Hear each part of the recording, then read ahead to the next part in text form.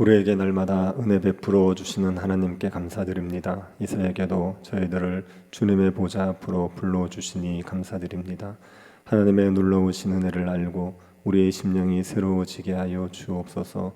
우리의 옛사람을 벗어버리고 새 사람을 입을 수 있도록 이 아침에도 은혜 내리고 주옵소서. 걸어가신 예수님 이름으로 기도드립니다.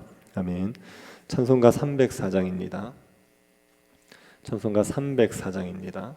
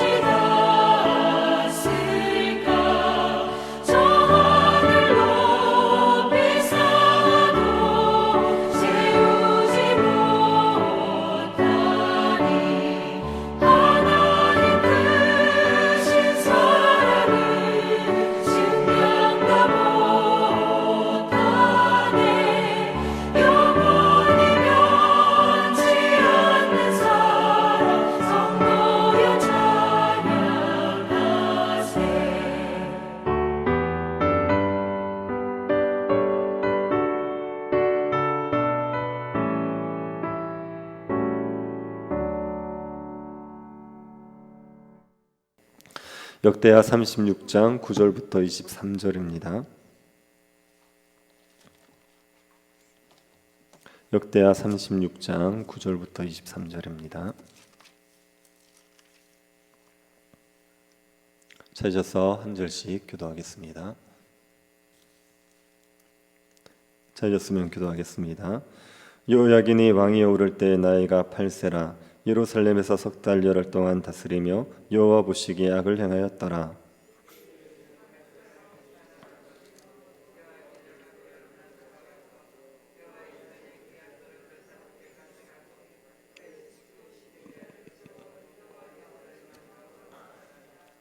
시드기야가 왕위에 오를 때의 나이가 21세라. 예루살렘에서 11년 동안 다스리며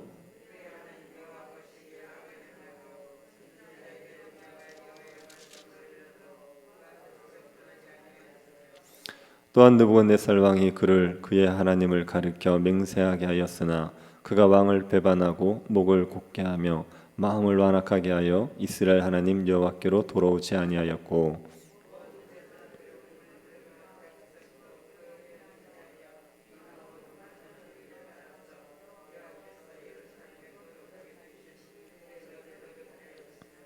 그 조상들의 하나님 여호와께서 그의 백성과 그 거하시는 곳을 아끼사 부지런히 그의 사신들을 그 백성에게 보내어 이르셨으나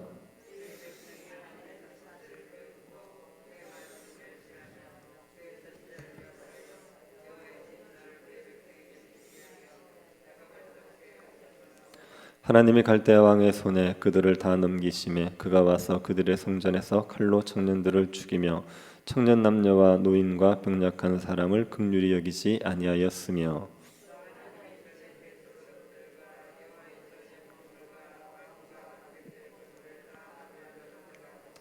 또 하나님의 전을 불사르며 예루살렘 성벽을 헐며 그들의 모든 공시를 불사르며 그들의 모든 귀한 그릇들을 부수고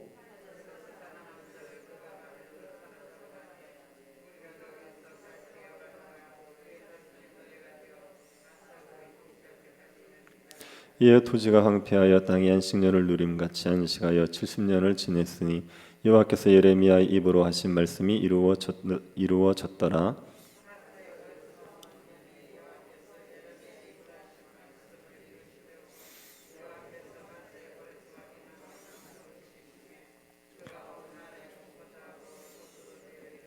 같이 보겠습니다. 바사온 고레스가 이같이 말하노니 하늘의 신 여호와께서 세상 만국을 내게 주셨고 나에게 명령하여 유다 예루살렘의 성전을 건축하라 하셨나니 너희 중에 그의 백성된 자는 다 올라갈지어다. 너희 하나님 여호와께서 함께 하시기를 원하노라 하였더라. 아멘. 오늘로서 역대기 강의가 끝이 나게 됩니다. 우리는 이스라엘의 역사를 살펴보았습니다. 이스라엘 역사를 살펴보면서 우리가 깨닫게 되는 것은 두 가지입니다. 첫 번째는 인간의 완악함입니다. 이스라엘의 역사는 반역의 역사였습니다. 이스라엘의 왕들이 끊임없이 악을 행했습니다. 우상을 숭배했고 무죄한 자의 피를 흘렸습니다. 이스라엘 왕들이 이렇게 고집스럽게 악을 행한 것은 이해할 수 없는 일입니다. 이스라엘은 하나님의 크신 은혜를 받은 나라 아닙니까? 하나님께서 이스라엘에게 베푸신 은혜가 한이 없습니다. 이스라엘 백성들의 애굽에서 종살이하고 있었던 사람들입니다. 종살이하던 이스라엘 백성들을 하나님께서 구원해 주시고 가나안 땅을 주셨습니다. 복을 누리면서 살게 해주셨습니다. 그리고 하나님께서는 이스라엘 백성들에게 언약을 잘 지키면 제사장 나라가 되게 해주겠다고도 약속하셨습니다. 하나님께서 이스라엘에게 베풀어 주신 은혜도 크시지만 하나님께서 베풀어 주실 은혜도 컸습니다. 하나님께서 이스라엘을 이렇게 말할 수 없이 사랑하셨습니다. 그런데 이스라엘 백성들이 하나님을 버립니다. 하나님을 버리고 우상을 섬겼습니다. 하나님을 버리고 우상을 섬기는 것은 참으로 어리석은 일이지요. 예레미야의 말처럼 생명수샘을 버리고 물 없는 웅덩이를 택하는 겁니다. 하나님은 이스라엘에게 온갖 복을 주십니다. 그러나 우상은 아무것도 줄 수가 없습니다. 그런데 하나님을 버리고 우상을 섬기는 건 어리석은 일이고 참으로 악한 일입니다. 하나님께서 베푸신 은혜를 생각할 때 이스라엘이 이렇게 악을 행해서는 안 됩니다. 그런데 이스라엘은 어리석고 악하게 우상 숭배를 계속했습니다. 나라가 망할 때까지 계속했습니다. 이스라엘이 참으로 완악했습니다. 이스라엘이 이렇게 완악하다면 다른 나라들은 어떻겠습니까? 다른 나라들은 말할 것도 없지 않겠습니까? 이스라엘 같이 하나님의 은혜를 받은 나라도 하나님을 제대로 섬기지 않는다면 다른 나라들이 하나님을 제대로 섬길 리가 없습니다. 모든 사람들은 다 완악합니다. 완고하고 어리석게 하나님을 대적합니다. 이스라엘 역사를 보면서 우리는 인간의 완악함을 알 수 있습니다. 그리고 하나님의 한없는 은혜를 알 수 있습니다. 하나님이 이스라엘에게 베푸신 은혜는 이루 말할 수가 없죠. 이스라엘이 완악함에도 불구하고 하나님께서는 이스라엘에게 끊임없이 은혜를 베풀어 주십니다.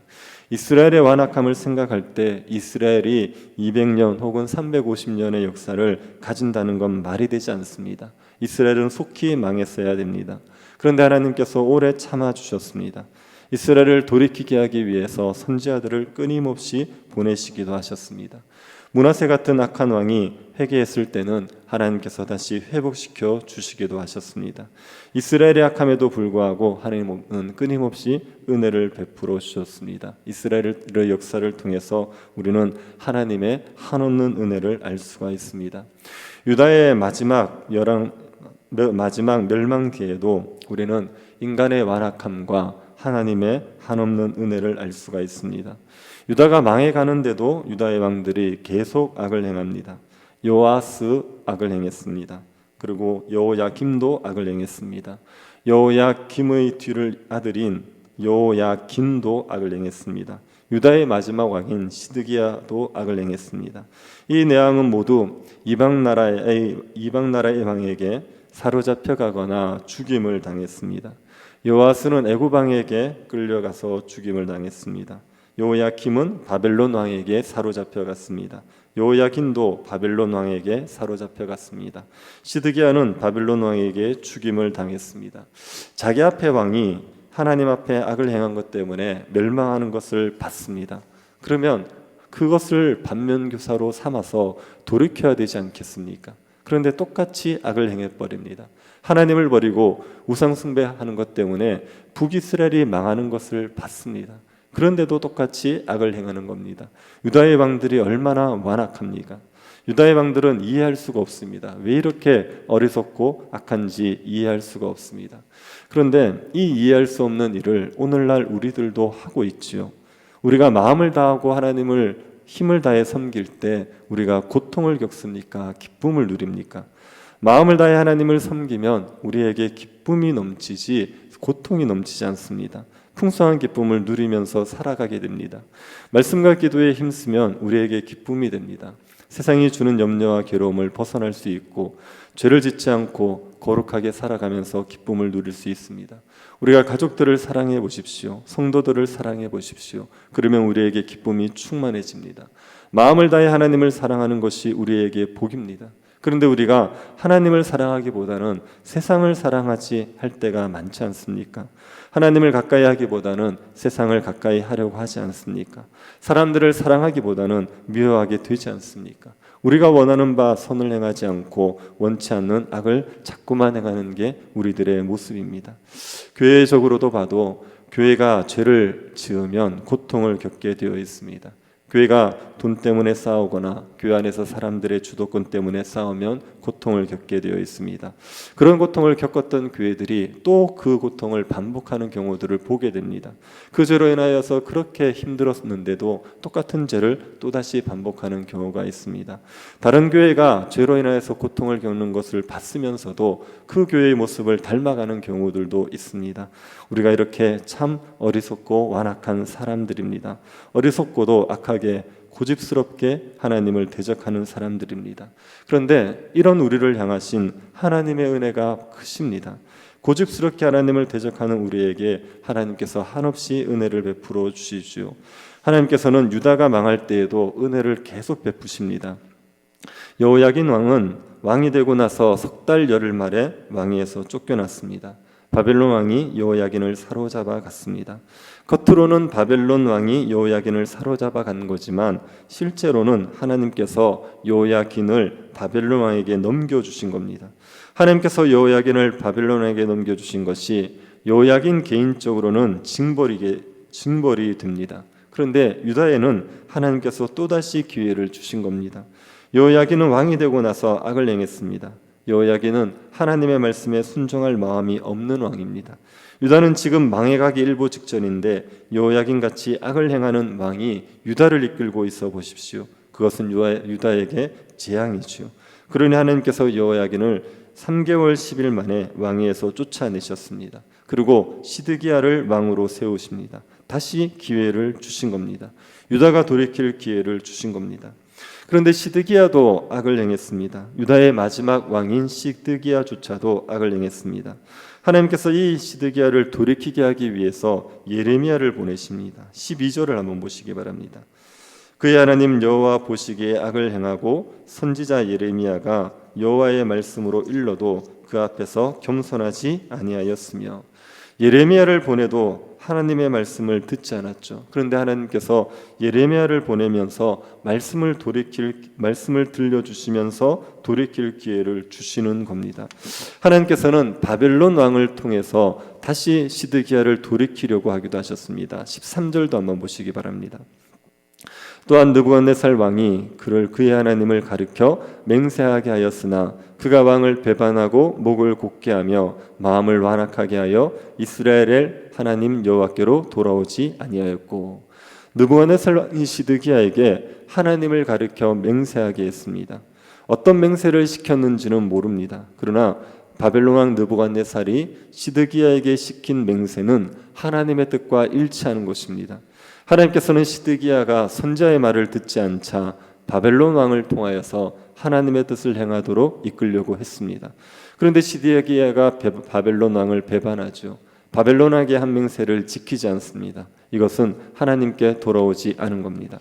하나님께서 완악한 시드기야를 돌이키기 위해서 선지자를 보내셨고 바벨론 왕을 사용하셨습니다. 그리고 완악한 백성들을 돌이키기 위해서 하나님의 종들을 계속 보내십니다. 14절을 한번 보십시오.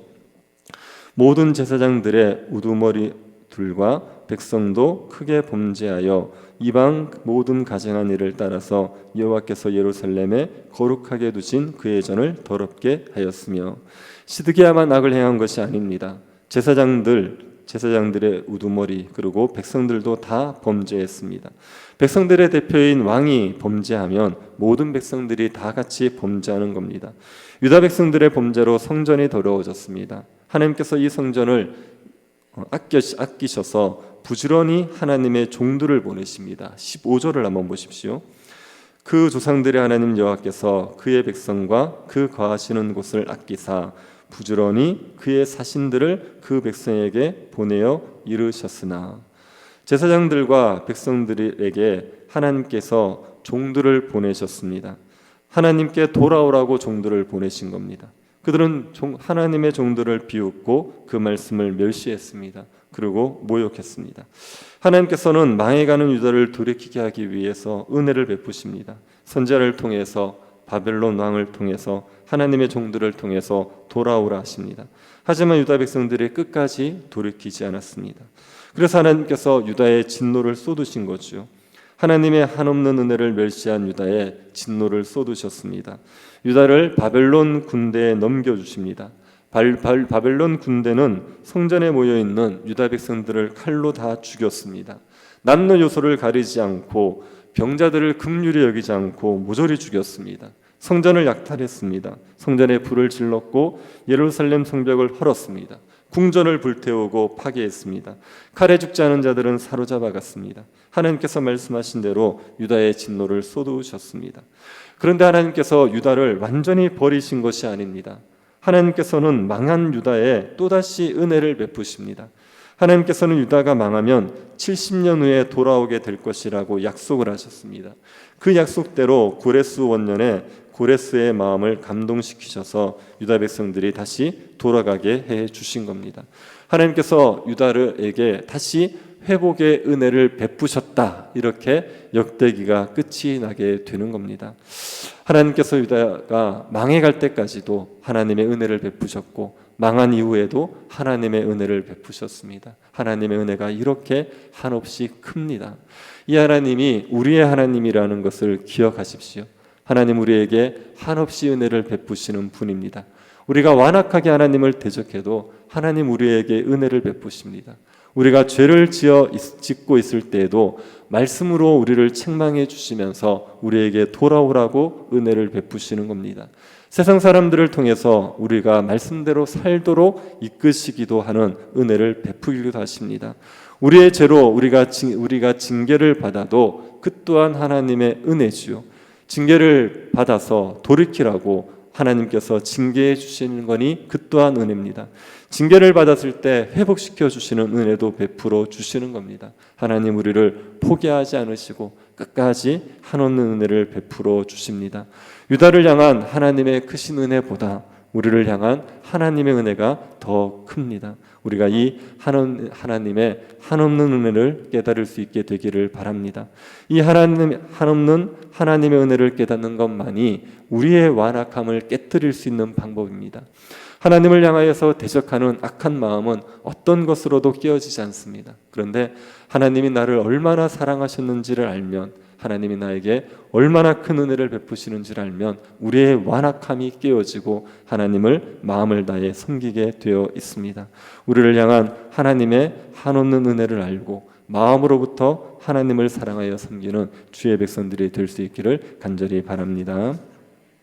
자비하신 하나님, 우리의 완악함과 우리의 어리석음에도 불구하고 끊임없이 은혜를 베푸시는 하나님께 감사를 드립니다. 그 하나님의 놀라우신 사랑을 깨달아 알게 하여 주시고 마음으로부터 주의 말씀에 순종하는 백성들이 되게 하여 주옵소서. 오늘도 우리에게 하나님께서 한없는 은혜 부으시는 것을 깨닫게 하여 주셔서 이 하루도 주의 뜻을 이루며 살아가게 하여 주옵소서. 걸어가신 예수님 이름으로 기도드립니다. 아멘. 하늘에 계신 우리 아버지여, 이름이 거룩히 여김을 받으시오며 나라의 임하옵시며 뜻이 하늘에서 이룬 것 같이 땅에서도 이루어지이다. 오늘날 우리에게 일용할 양식을 주옵시고 우리가 우리에게 죄 지은 자를 사하여 준 것 같이 우리 죄를 사하여 주옵시고 우리를 시험에 들게 하지 마옵시고 다만 악에서 구하옵소서. 대개 나라와 권세와 영광이 아버지께 영원히 있사옵나이다. 아멘. 새교회당 건축을 위해서 기도해 주십시오. 그리고 입시생들 위해서 기도해 주시고 수술을 한 우리 환우들 또 병중에 있는 성도들 위해서 기도해 주시고 개인적으로 기도하시기 바랍니다.